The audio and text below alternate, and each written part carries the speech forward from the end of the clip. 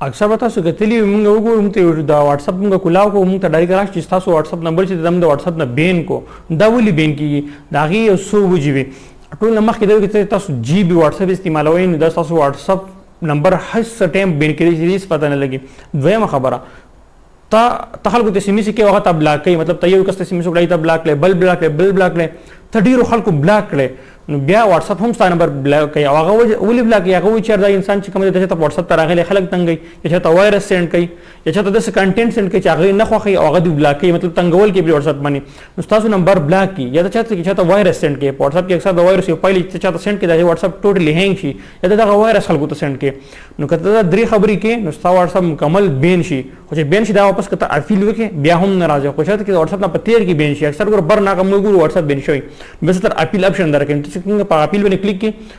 24 غنټو کې دنه سا واتس اپ نمبر واتس اپ بالکل ان بین کی دا څو خبرې وي چې واتس اپ دا نمبر بین بار خلکو پوښتنه کوله دا تاسو سره ما شیر کړئ